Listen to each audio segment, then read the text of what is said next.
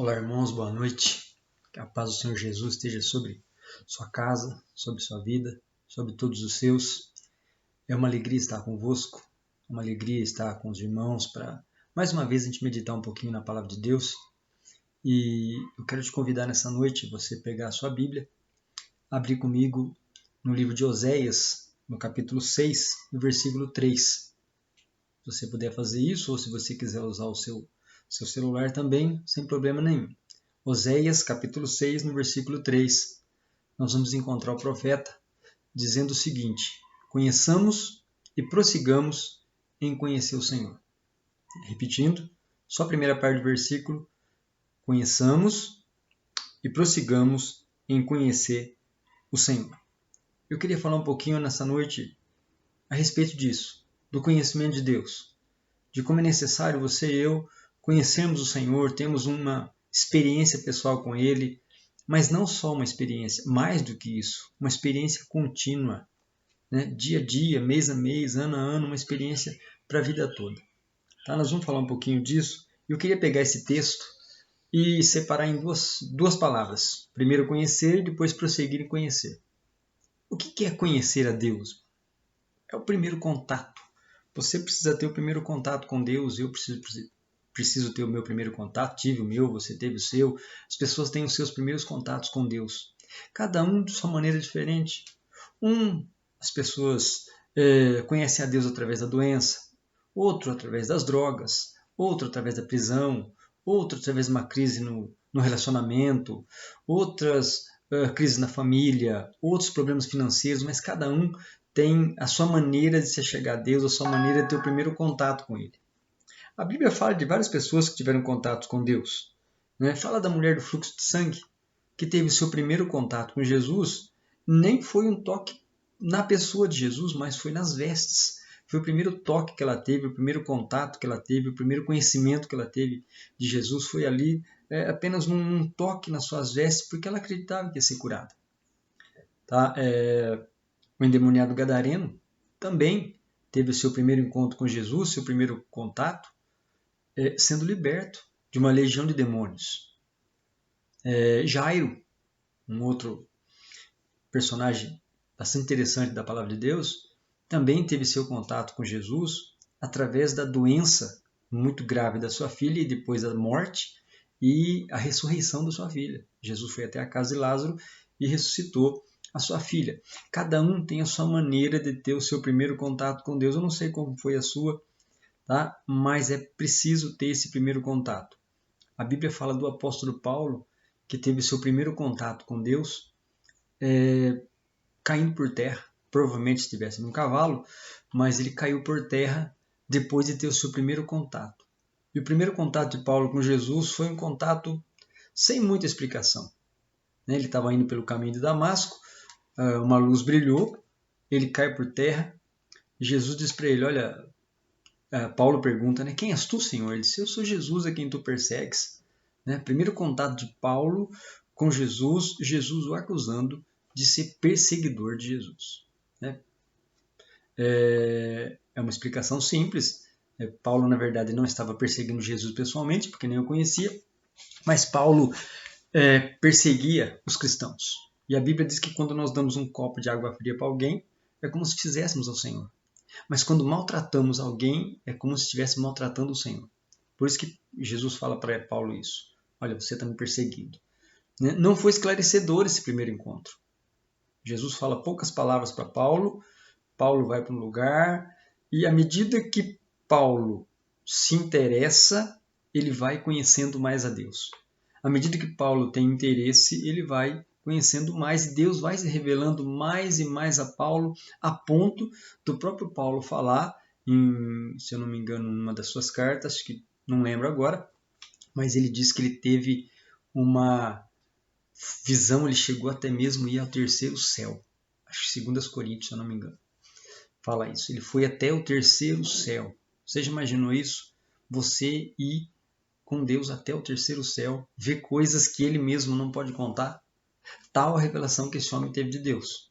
Mas Paulo precisou conhecer e prosseguir em conhecer. E eu queria falar um pouquinho disso hoje, essa essa maneira, né, como Deus age. Não basta conhecer, não basta você ter um primeiro encontro. Você precisa prosseguir. Eu queria falar um pouquinho a respeito do apóstolo Pedro.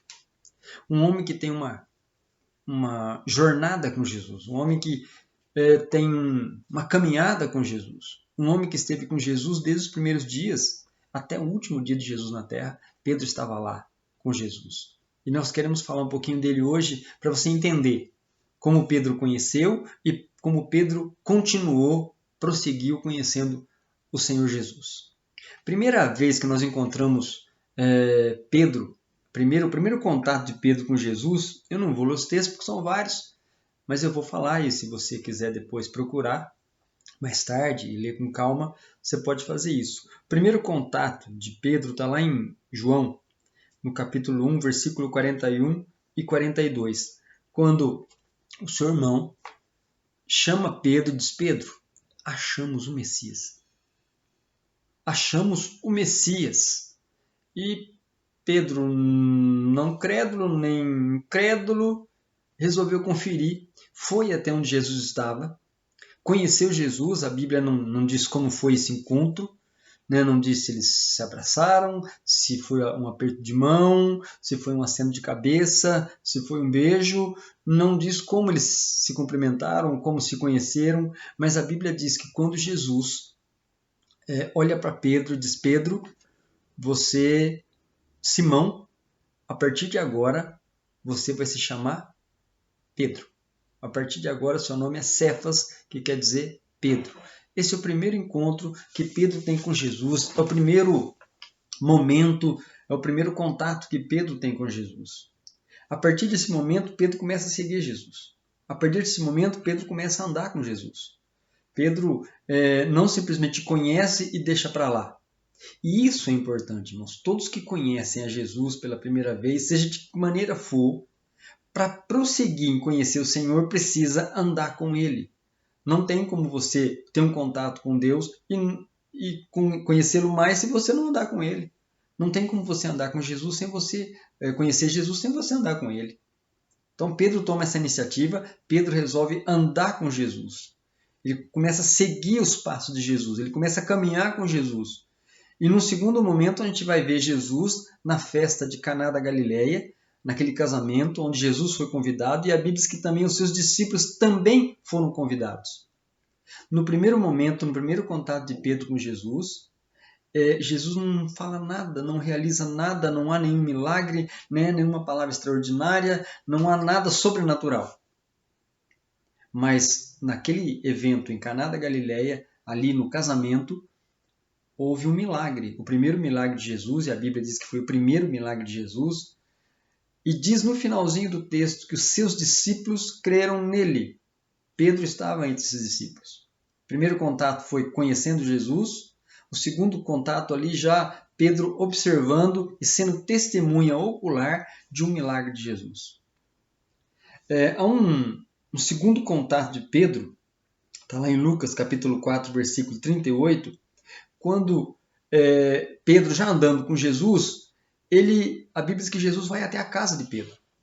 E chegando na casa de Pedro, a sogra de Pedro está doente, Jesus entra e faz uma cura.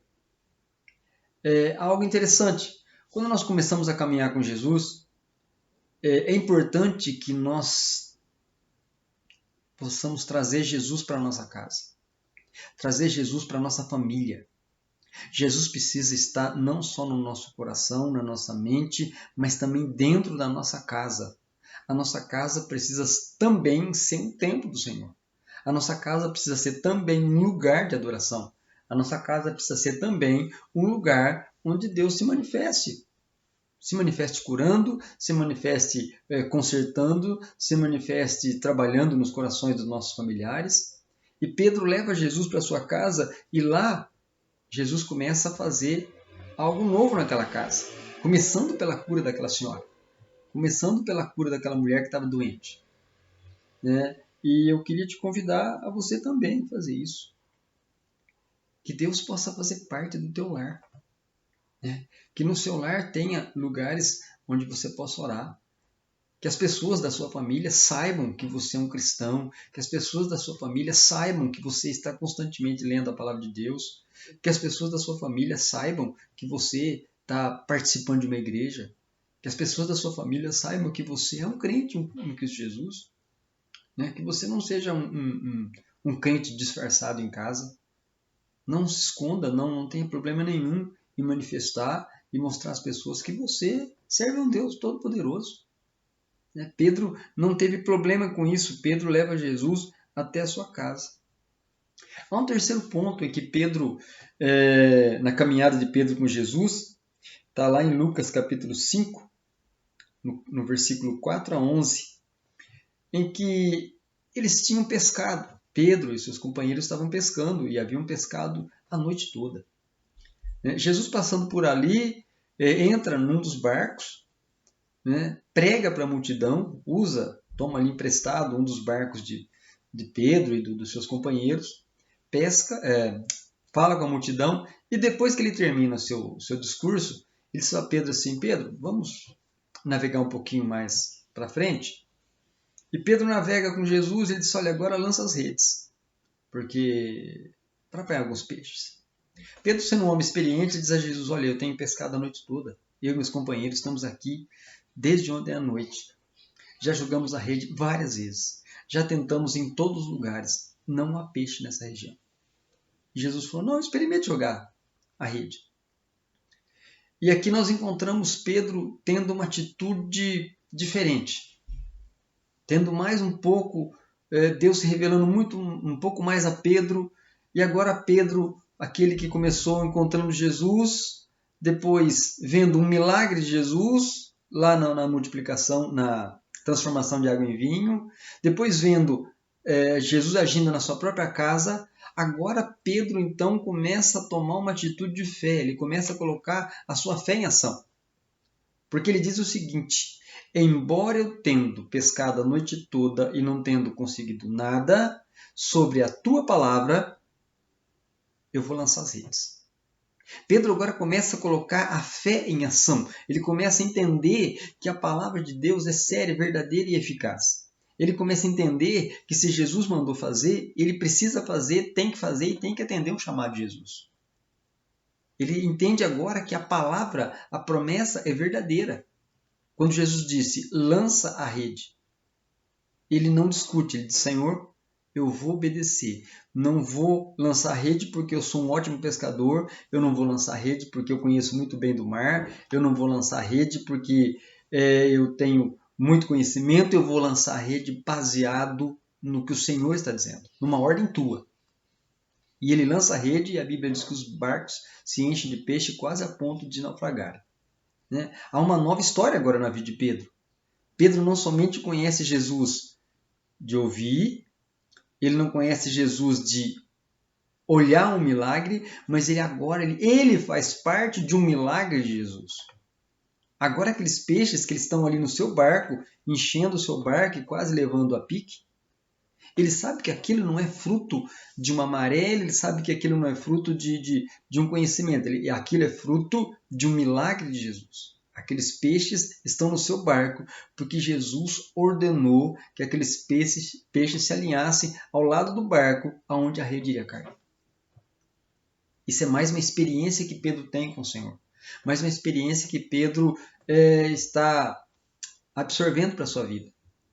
Pedro agora está tendo experiências extraordinárias com Jesus. Você pode ver que a experiência de Pedro ela vem crescendo dia a dia. Pedro conheceu o Senhor e agora ele prossegue em conhecer o Senhor. São experiências diárias que Pedro está tendo, uma melhor do que a outra. Num quarto ponto aí do relacionamento de Pedro com Jesus, está lá em João capítulo 6, no versículo 68 e 69. Esse texto vai falar da multiplicação de pão e peixe de Jesus. A multidão seguia Jesus, observando ali os seus ensinamentos, recebendo ali as curas, os milagres de Jesus. E Jesus, de uma certa maneira, por ter compaixão da multidão, e a Bíblia diz que Jesus tinha compaixão da multidão, Jesus começa a realizar alguns milagres multiplicando o pão e os peixes. Você já conhece bem a história. né? Houve a primeira multiplicação, depois uma segunda multiplicação, né?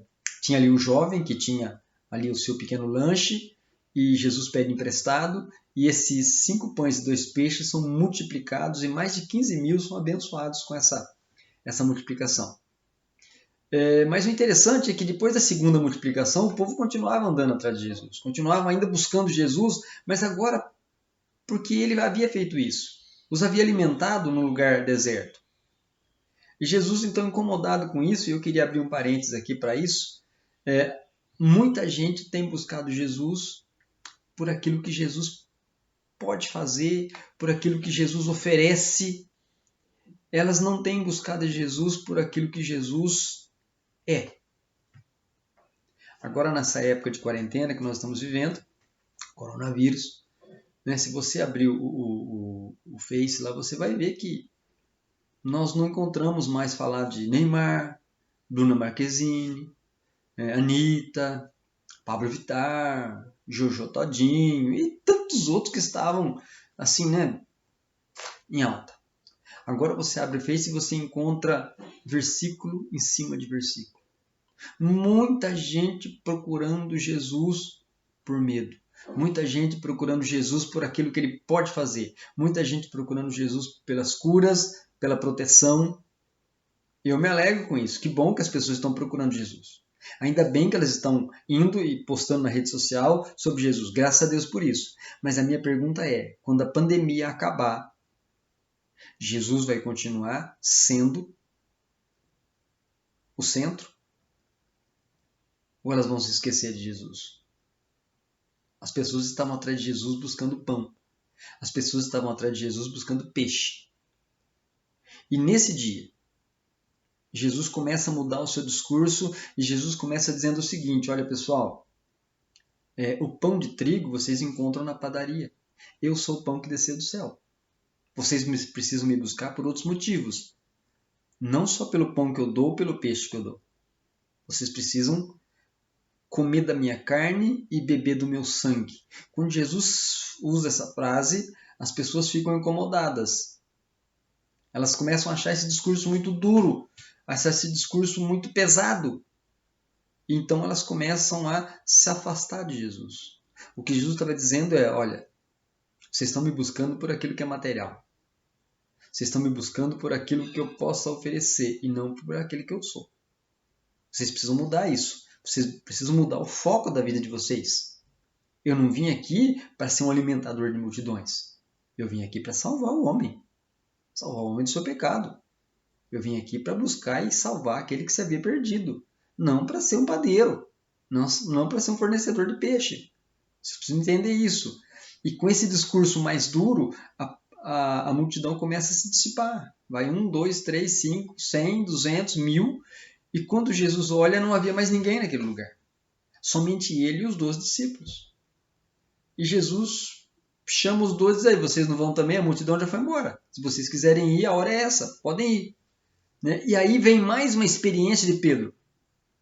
Mais uma experiência quando ele diz o seguinte: Senhor, para quem iremos nós, se só o Senhor tem palavras de vida eterna? Mais uma experiência de Jesus com Pedro. Agora Pedro um pouco mais maduro, agora Pedro um pouco mais, conhecendo um pouco mais de Jesus e entendendo um pouco mais do reino de Deus. Entendendo agora que o reino de Deus não é comida, não é bebida, não é pão, não é peixe. Não é só trabalho, não é só dinheiro, não é só bens materiais, mas o reino de Deus tem a ver com a eternidade, o reino de Deus tem a ver com outras coisas. E Pedro diz, para quem nós iremos, se só o Senhor tem vida eterna? Pedro estava dizendo o seguinte, olha, se nós precisarmos de cura, nós podemos procurar um médico e ele é bem capaz de nos curar. Se nós tivermos problema com matrimoniais, nós podemos procurar ajuda em algum lugar e provavelmente vamos resolver. Se nós tivermos problema financeiro, com certeza nós podemos resolver, talvez indo ao banco, ou talvez trabalhando mais, ou talvez mudando de emprego. Isso tudo é possível. Mas o nosso problema espiritual, o nosso problema de salvação, só o Senhor pode resolver. O nosso problema em relação à eternidade, ninguém mais pode resolver a não ser o Senhor. Então Pedro entende, agora começa a compreender que o reino de Deus não é comida, não é bebida, e que Jesus não é o solucionador de problemas. Pedro entende agora que Jesus é o Salvador. E o grande problema hoje da humanidade e daqueles que não conhecem Jesus profundamente, eles entendem que Jesus é apenas aquele que soluciona problemas. E eu não estou dizendo que Jesus não pode fazer isso. E ele faz, e faz muito bem. Mas ele não é só isso, e não foi para isso que ele veio. O plano primeiro de Jesus não é solucionar problemas. O primeiro plano de Jesus é salvar a humanidade dos seus pecados. É isso que nós precisamos entender. Pedro começa a entender isso agora. Que Jesus não era só o homem que curava. Que Jesus não era só o homem que alimentava multidões. Jesus é o homem que salva. Jesus é o homem que traz perdão. Jesus é o homem que traz paz. Jesus é o homem que devolve a alegria. Coisa que os homens não podem fazer. Os homens normais não conseguem fazer. Pedro vai crescendo. Você vai vendo que Pedro vem crescendo dia a dia. Do primeiro contato que teve com Jesus, do primeiro milagre que presenciou, da sua sogra sendo curada, né? Depois participante da pesca e agora com essa declaração dele, dizendo: Senhor, nós estamos com o Senhor, vamos com o Senhor até o fim. Há uma outra fase da vida de Pedro, está lá em Mateus capítulo 16, de 13 a 17, que nessa caminhada de Pedro com Jesus e com todos os apóstolos, num dia lá, talvez no café da manhã ou no almoço, a Bíblia não cita o momento, mas diz que eles estavam em Cesareia de Filipe e do nada Jesus faz uma pergunta. E Jesus diz assim para os discípulos: olha, o que é que estão falando de mim por aí? O que é que o povo diz de mim? Quem eu sou? E um dos discípulos respondeu: olha, uns estão dizendo que o senhor é Elias, que Elias ressuscitou e o senhor é o Elias ressuscitado. Outros estão dizendo que o senhor é o Jeremias. E tem gente falando que o senhor é um dos profetas. Jesus falou: muito bem, que bom que o povo está entendendo isso. Mas eu queria saber de vocês, o que é que vocês pensam de mim? Vocês que estão andando comigo há mais de 2 anos, vocês estão vendo os meus milagres, vocês estão caminhando comigo, estão ouvindo as minhas mensagens, meus ensinos, as minhas pregações. O que é que vocês, os próximos, os que andam comigo, o que é que vocês acham de mim? E eu faço essa pergunta para você, meu irmão. O que é que você pensa de Jesus? Quem é Jesus para você? Um profeta? Um homem que tem palavras bonitas? Um homem que tem palavra de vida eterna? Um homem que pode solucionar os seus problemas? Um homem que pode te ajudar em algumas situações da sua vida? Ou ele é o teu salvador pessoal? Ele é o Senhor da tua vida? Aquele em que você tem confiado plenamente em todas as suas decisões. Aquele que você tem confiado plenamente nos dias difíceis. Aquele que você tem agora, nesse momento de dureza, de dificuldade, de quarentena, de isolamento, de incerteza. É esse. Esse é o Jesus em que você tem confiado plenamente. Ele é aquele em que você tem descansado à noite, em que você tem confiado a sua noite de sono, sem saber o que vai acontecer amanhã, sem saber para onde nosso país está caminhando. Quem é ele para você? É importante Jesus saber. Quem é Jesus para você? Pedro faz uma declaração aqui, no nome de todos. Talvez ele dissesse: Jesus, vou falar aqui no meu nome, né? E no nome de todos aqui, tu és o Cristo, o Filho do Deus vivo. Essa é a declaração de Pedro. Olha como esse homem vem crescendo. Agora ele declara com todas as letras: tu és o Cristo, o Filho do Deus vivo. Que essa declaração seja minha e a sua também. Que eu e você possamos declarar nessa hora: Tu és o Cristo, o Filho do Deus vivo, aquele em que nós podemos confiar plenamente a nossa vida e plenamente a nossa morte. Confiar a vida a Jesus é fácil. O problema é confiar a morte. O problema é saber que no dia em que nós partirmos dessa vida, seja por que motivo for, nós possamos contar com um amigo verdadeiro, que é Cristo Jesus, o nosso Salvador. Há outra fase da vida de Pedro, está lá em Atos capítulo 3, versículo de 1 a 5. Agora Jesus já morto, agora Jesus já ressuscitado, agora Jesus já assunto ao céu, agora a igreja na terra, os discípulos caminhando, e Pedro chega ao templo, vai ao templo orar, como era costume, e quando ele está chegando ali à porta do templo, ele é abordado por um mendigo, um paralítico, um homem coxo, e esse homem pede a Pedro que lhe dê R$1, ou qualquer esmola que fosse. Aqui a gente vê o crescimento, como Pedro tem crescido com Jesus pela sua declaração. Ele podia ter dito àquele homem, ou ele podia ter pedido a João: João, você tem R$1 para ir, para dar para o moço aqui? Ou ele podia ter dito àquele homem, como a gente faz sempre, na maioria das vezes, bate a mão no bolso: estou sem nenhum aqui e tal, não sei o que, só estou com cartão, né? Aquela coisa que a gente sempre faz. Mas Pedro age de maneira completamente diferente. Pedro mostra aqui um crescimento tremendo. Pedro mostra aqui que ele já tem experiências profundas com Deus. Pedro revela aqui na sua fala que ele tem uma confiança plena em Jesus, na sua palavra e no poder de Deus. Porque Pedro olha para aquele homem e diz o seguinte: olha, amigo, eu não tenho prata, eu não tenho ouro, mas o que eu tenho eu te dou. Em nome de Jesus Nazareno, levanta e anda. E é uma declaração forte, aquele homem fica de boca aberta sem saber o que fazer. Pedro tem tanta certeza do que disse, Pedro tem tanta certeza no que crê, que Pedro imediatamente estende a mão, pega aquele homem pela mão e o levanta. E a Bíblia diz que o resultado disso é aquele homem, que todos atestavam e sabiam que ele era paralítico, ele entra cantando e pulando no templo. Aquele Pedro ali atrás, que presenciou milagres, que conheceu Jesus, que vem fazendo as declarações, agora é um homem usado, é um instrumento de Deus. Não só para a salvação de pessoas, mas também para a cura de pessoas. Agora Pedro se torna um homem que Deus pode usar plenamente. Um homem usado por Deus.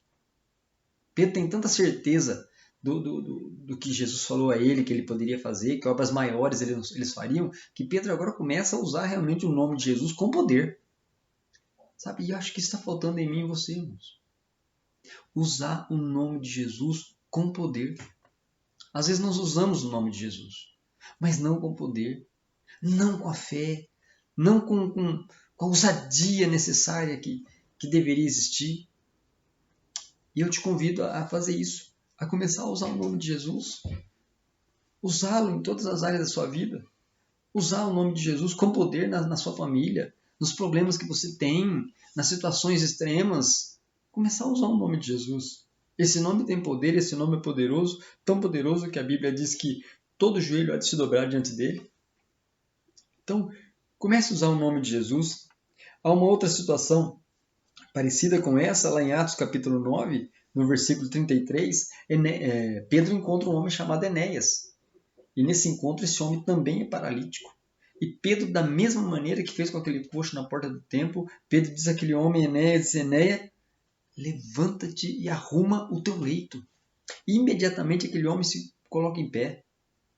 Há uma outra situação parecida com essa em Atos, no mesmo capítulo 9 de Atos, versículo 37, em que Pedro é levado a uma casa de uma mulher chamada Dorcas, ou Tábita, tem os dois nomes, e essa mulher está morta.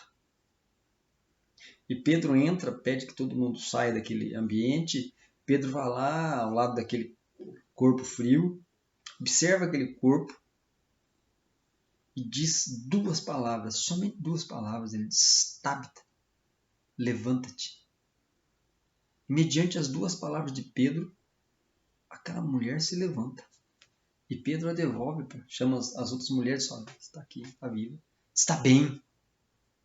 Olha como esse homem tem crescido.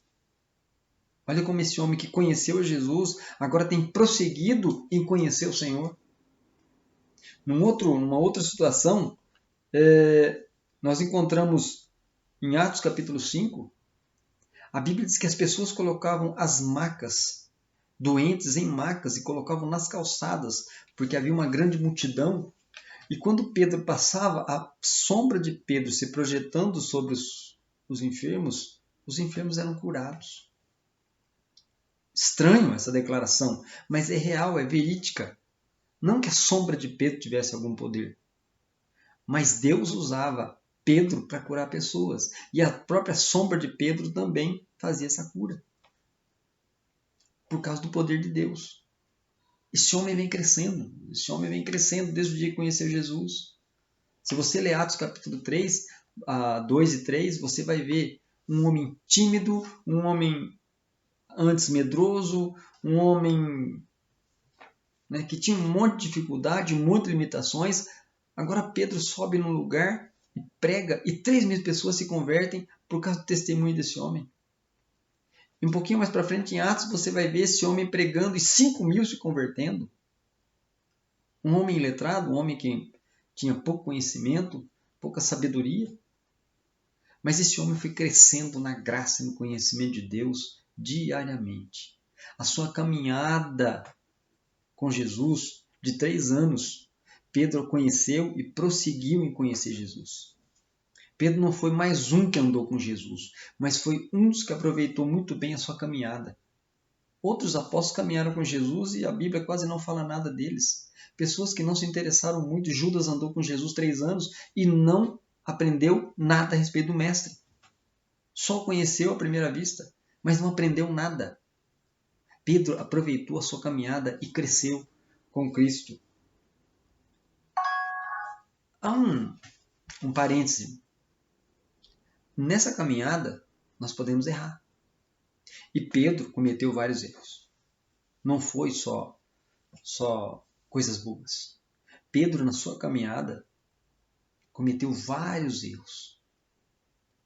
Um dos erros que Pedro cometeu foi quando ele naufragou. Você lembra dessa passagem? Jesus aparece andando sobre as águas. Pedro, né, sendo um homem afoito. Jesus, se é o Senhor, eu quero ter com o Senhor, permita que eu vá. Jesus não pode vir, Pedro. Pedro foi.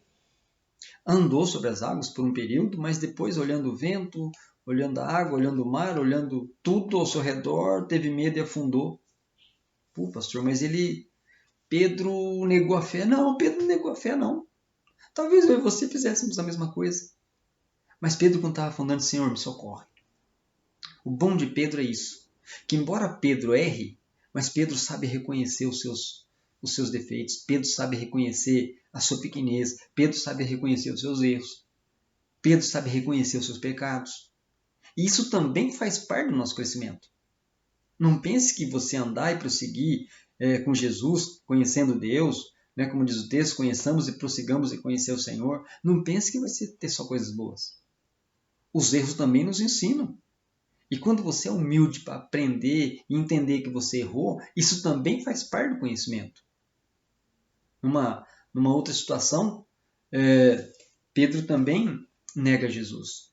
Quando Jesus disse que haveria de morrer na cruz, Pedro disse: não, Senhor, o Senhor jamais fará isso, jamais vai acontecer isso contigo. E nessa hora, Jesus diz para ele: arreda de Satanás. Parece que Jesus estava dizendo ali, negando tudo que nós pregamos até agora, mas não foi isso. Quantas vezes você e eu, às vezes, damos uma brecha para o diabo usar a nossa vida? Quantas vezes eu e você, por falta de conhecimento, às vezes por falta de ficar de boca fechada, ou por outros motivos, às vezes nos tornamos instrumento do maligno. Nessa hora falta sabedoria, falta vigilância. Pedro não vigiou. Se Pedro tivesse vigiado, não teria acontecido, mas aconteceu. Mas nem por isso Pedro deixou de ser Pedro, nem por isso Jesus o negou, nem por isso Jesus o expulsou. Pelo contrário, um pouco depois dessa fase, nós vamos encontrar Pedro negando Jesus 3 vezes. Talvez por medo, né? Será que nós não faríamos também? Se perseguidos, será que nós enfrentaríamos os soldados? Quando Pedro questionado, ele disse, não conheço esse homem. Mas quando ele encara, de longe, ele vê os olhos de Jesus, e Jesus o confronta ali com um olhar, só com um olhar, e o galo canta. A Bíblia diz que Pedro chora amargamente. Amargamente. Isso significa que Pedro se arrependeu. Tanto que se arrependeu, porque quando Jesus ressuscita, a primeira coisa que Jesus diz para as mulheres, diga aos discípulos e a Pedro que eu ressuscitei. Há um recado específico, o nome de Pedro é mencionado, Jesus menciona o nome de Pedro especificamente, diga a Pedro que eu ressuscitei, porque Jesus sabia muito bem como estava o coração daquele moço, quebrado, machucado, né? Amargurado, não com Deus ou com Jesus, mas com ele mesmo, por ter negado Jesus, por ter dito que não o conhecia, né? Por ter dito que não fazia parte da sua equipe. Esse é o Pedro que nós conhecemos, que erra, mas que sabe pedir perdão, que afunda, mas sabe dizer, Jesus, socorre. Que quando é confrontado por Jesus, baixa a cabeça. Mas um Pedro que vai crescendo. Na caminhada com Jesus, Pedro vai crescendo. E há uma tradição, não é bíblico, não está na Bíblia, mas dizem que quando Pedro foi morrer, né, no dia da sua morte, Pedro sendo judeu, o meio de martírio para os judeus, para os romanos era degola. Né? Paulo foi degolado. Mas Pedro, por ser judeu, foi crucificado. Porque esse era um martírio para os judeus. E Pedro, na hora da morte, ele diz o seguinte, não tem problema, eu vou morrer sem problema nenhum, eu só queria pedir um favor, que me crucificasse de cabeça para baixo, porque eu não sou digno de morrer como o meu mestre. Isso é a tradição que diz, mas parece que tem um bom fundo de verdade nisso. Então eu queria, nessa noite, compartilhar com você esse texto. A vida desse homem, que começou conhecendo a Deus e prosseguiu conhecendo o Senhor. E a vida dele vai crescendo dia a dia. Conforme ele vai caminhando com Jesus, as suas experiências são maiores. As revelações de Deus para Pedro são maiores. Dia a dia. Pedro não é um homem especial da Bíblia. Pedro é um homem como eu e você. A única vantagem de Pedro é que Pedro conheceu Jesus pessoalmente, o Jesus de carne e osso. Nós não conhecemos esse, mas conhecemos o Senhor. E eu queria te convidar a usar o exemplo de Pedro e aplicar tudo isso na sua vida. Aplicar isso nas nossas vidas. Eu queria te convidar a conhecer mais o Senhor. Eu queria te convidar a buscar mais o Senhor. Não é fácil. Não pense que é fácil, não pense que é do dia para a noite. Não é, meu irmão. Não basta ler 10 versículos da Bíblia ou um livro da Bíblia e achar que já conhece a Deus. Ainda que você leia a Bíblia de capa a capa, você não vai conhecer a Deus. Nós conhecemos a Deus lendo a sua palavra e meditando nela. Deus vai se revelando na sua palavra. Nós conhecemos a Deus estudando a palavra com disposição, né, de realmente pesquisar a palavra de Deus, né, mergulhar nela. Né, eu não posso ver o que tem no fundo do mar olhando a superfície. Se eu não mergulhar, eu não consigo enxergar o que tem lá. A palavra de Deus, se você não mergulhar nela, você não encontra os tesouros escondidos. Na superfície você não vai encontrar. Então meditando, estudando, orando, porque eu conheço a Deus também na oração, porque a oração é um diálogo, Então eu falo e também escuto, e Deus se revela também em oração. Né? Salomão orou a noite toda, e depois da oração da noite toda de Salomão, Deus falou com ele. Daniel jejuou 21 dias, orou 21 dias, e depois da oração Deus falou com ele. Né? E assim, tantos outros. Então, oração no meio também de conhecer a Deus. Comunhão, tá, com a igreja é super importante, porque quando você tem comunhão, você está na igreja, você ouve a palavra, e você se relaciona com pessoas, e você se relacionando com pessoas, você começa a ouvir os testemunhos de cada um, e isso também te traz conhecimento de Deus. Né? E se no seu relacionamento você, talvez até algumas dificuldades entre um e outro irmão, também te trazem revelação de Deus para a sua vida, porque Deus nos revela também assim. Né? E são várias as maneiras que você pode buscar Deus. Tá? Deus pode se revelar de várias maneiras, e tendo experiências pessoais com Deus. Experiências extraordinárias. Pastor, como é que eu conquisto experiências extraordinárias com Deus? Buscando a Deus. No dia a dia, quanto mais você busca, mais Deus vai se encarregar de trazer as experiências extraordinárias na sua vida. Pedro não foi para o templo pedindo a Deus, coloca um paralítico na minha frente para ver o que acontece. Não. Pedro nem sabia que aquele homem estava lá, ou se soubesse também, e é provável que Pedro tenha passado ali várias vezes, porque aquele paralítico marcava ponto naquele lugar. E Pedro também marcava ponto na igreja. 3 vezes por dia eles subiam para orar naquele lugar.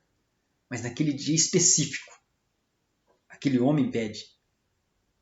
E ali Deus fala com Pedro, fala, olha, está na hora de mudar a situação desse homem. Então, as experiências elas vão chegar à medida que nós buscamos a Deus. Quanto mais buscamos, mais experiência nós vamos ter com o Senhor. Então, eu queria te convidar nessa noite a tomar essa palavra e aplicar na sua vida. Aplicar de uma maneira poderosa. Queria te pedir nessa hora que você orasse, nós vamos orar, e que a sua oração fosse essa: Senhor, me ajuda a prosseguir e conhecer mais o Senhor. Me ajuda a ter experiências mais profundas com o Senhor. Me ajuda a ter experiências realmente que mudem a minha vida. Você pode orar comigo? Então, se você quiser fechar os seus olhos, nós vamos estar orando aí. Se você quiser tomar a mão de alguém, da sua esposa, dos seus filhos, ore comigo. Pai, em nome de Jesus, nós nessa hora invocamos o santo nome do Senhor. Nós nessa hora, Deus, agradecemos ao Senhor por essa palavra abençoada, por essa história, ó Deus, abençoada da vida desse homem. Ó Deus, um homem que a Tua palavra diz que foi chamado pelo Senhor, um homem que não recusou o chamado do Senhor, pelo contrário, ele atendeu. Um homem, Deus, com um temperamento muito difícil, mas um homem, Deus, que na sua trajetória com o Senhor cresceu muito, teve experiências, Deus, maravilhosas com o Senhor. É o único homem, Deus, além de Jesus, que andou sobre as águas.